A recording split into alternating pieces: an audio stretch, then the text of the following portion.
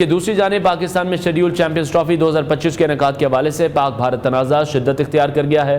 भारतीय cricket board ने Pakistan cricket board के पेश करदा फ्यूजन हाइब्रिड मॉडल को मुस्तरद करते हुए अपनी टीम को पाकिस्तान भेजने से एक बार फिर से इनकार कर दिया है। भारतीय नशरियाती इदारे NDTV की रिपोर्ट के मुताबिक BCCI ने सिक्योरिटी खदशात को जवाब बनाकर यह फैसला किया है और दावा किया है कि भारत में किसी किस्म का सिक्योरिटी थ्रेट मौजूद नहीं है, इसलिए हाइब्रिड मॉडल की जरूरत नहीं है। BCCI के इस फैसले ने एक नया तातुल पैदा किया है और ICC के इजलास में चैंपियंस ट्रॉफी 2025 के हवाले से कोई बड़ा फैसला मुतवक्के है। PCB के मौक़िफ़ के मुताबिक अगर भारत यकतरफा रवैया जारी रखता है तो पाकिस्तान चैंपियंस ट्रॉफी की मेज़बानी से महरूम हो सकता है, जबकि पाकिस्तान क्रिकेट बोर्ड ने वाज़ेह कर दिया है कि अगर उसके हक में फैसला ना हुआ तो वह चैंपियंस ट्रॉफी 2025 के बॉयकॉट पर भी गौर कर सकता है।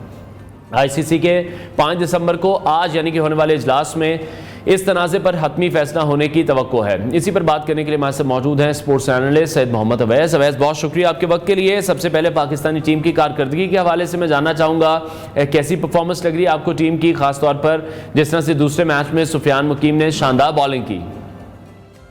अस्सलाम वालेकुम। एक अच्छी बात है पाकिस्तान टीम की, अगर आप ओवरऑल परफॉर्मेंसेस की बात करें तो मुझे सबसे अच्छा ये चीज़ लग रही है कि एटलीस्ट आपके पास अब आप कह सकते हैं कि यार आपके पास आहिस्ता आहिस्ता बैकअप प्लेयर्स तैयार हो रहे हैं।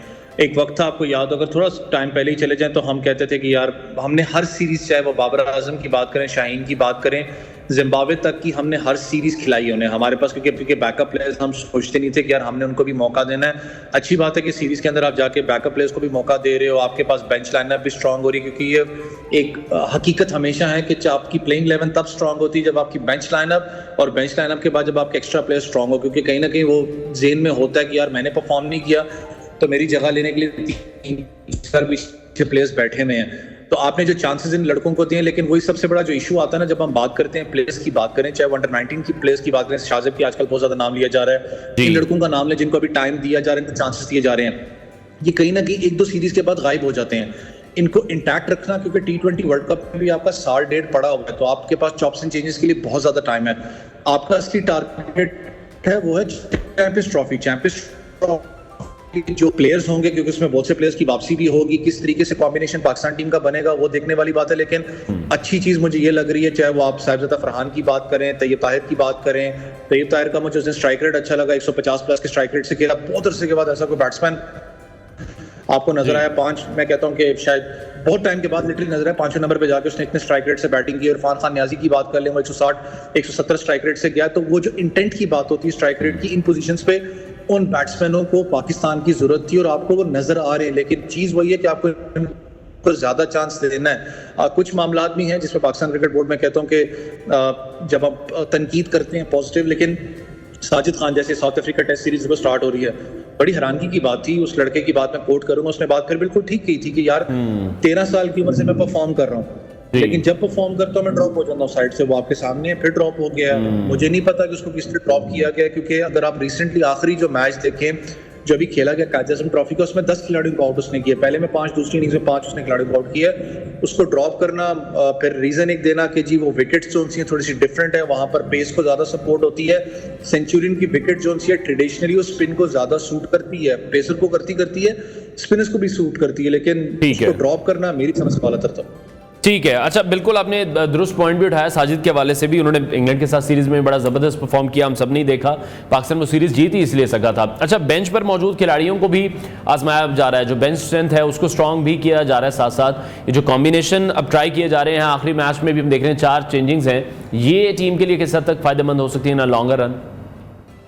देखें, मैंने कहा ना कि आप अगर T20 की बात करें तो आपके पास काफ़ी अरसा पड़ा हुआ, तो आप चॉप्स एंड चेंजेस कर सकते हैं। आपको पता है कि मैं शोएब भाई की बात को कोट कर रहा हूँ, हफीज़ भाई की, अगर मैं गलत नहीं हूँ तो उस दिन मैं शो पे सुन भी रहा था, उन्होंने भी एक बात कही है कि जिस तरीके के अभी हमारे पास जो प्लेयर्स आ रहे हैं यंगस्टर्स की, अगर मैं बात करूँ T20, आपको पता है ज़्यादातर जो गेम है वो है स्ट्राइक रेट्स की, चाहे वो आपके जो बड़े सीनियर प्लेयर्स है, बाबर आजम वगैरह की बात कर लूँ, मैं उस माइंड सेट से जा रहा हूँ कि क्या आगे आने वाले टाइम में आप बाबर आजम को T20 के अंदर देखते हैं। ये इसलिए एक मुश्किल सवाल क्यों होता है, जब आप स्ट्राइक रेट की बात करते हैं आपको यंग डायनामिक प्लेयर्स चाहिए होते हैं, जो कि आपके पास आ रहे हैं। बेंच लाइनअप की मैं बात कर रहा हूँ। अच्छी बात है कि पाकिस्तान के पास चाहे वो ओपनिंग डिपार्टमेंट का जो इशू, हमें जो सबसे बड़ा जो मसला है वो T20 के अंदर, फिर मैं कह रहा हूँ इतना ज्यादा अभी मैं उसके ऊपर फोकस नहीं करता, मैं ज्यादा आपकी ODI क्रिकेट पे करता हूँ। क्यों ODI क्रिकेट की बात करूँ तो ODI क्रिकेट के अंदर इस वक्त आपका जो बड़ी टीम्स के खिलाफ जो डॉट बॉल डिलीवरीज का इशू है वो है अभी भी आपके पास। मेरी अगर अब पाकिस्तान टीम की बात करें, बेशक आपने 140 पर ऑस्ट्रेलिया को आउट किया, बहुत अच्छा काम किया, लेकिन जब आपने 200 प्लस स्कोर चेस करने जाना है या 300 करना है, चैंपियंस ट्रॉफी की बात कर रहा हूँ या साउथ अफ्रीका सीरीज की अगर मैं बात करता हूँ, क्या मेरे पास बैट्समैन मौजूद हैं जो कि स्ट्राइक रेट के साथ उस स्कोर को चेस कर सके? क्योंकि हमारी टीम जब 200 प्लस स्कोर भी चेस करती है तो हम लोग आपको बहुत ज्यादा प्रेशर के अंदर नजर आते हैं, क्योंकि जो डॉट बॉल डिलीवरीज का है स्टार्ट ऑफ द इनिंग्स वो बहुत ज्यादा है। साइम अयूब को बहुत ज्यादा मौके मिल रहे हैं, आप उसको बार बार आजमा रहे हो, अब्दुल्ला शफीक के साथ उसको आजमा रहे हो।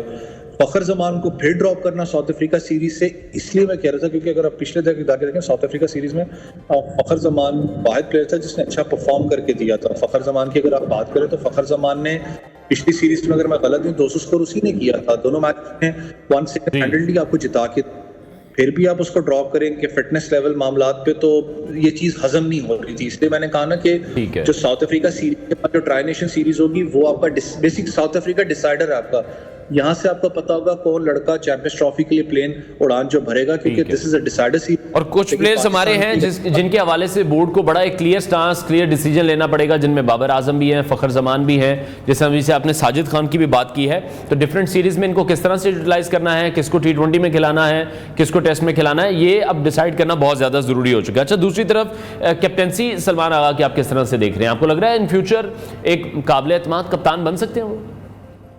देखिए, सलमान की अगर बात करें, इससे पहले आपको पता है डोमेस्टिक एक ही डोमेस्टिक के लिए उसने कप्तानी की है। मैं इंटरनेशनल क्रिकेट से पहले की बात करूं, शायद लाहौर के लिए की थी, मुझे याद ही सिर्फ एक ही मैच में की थी।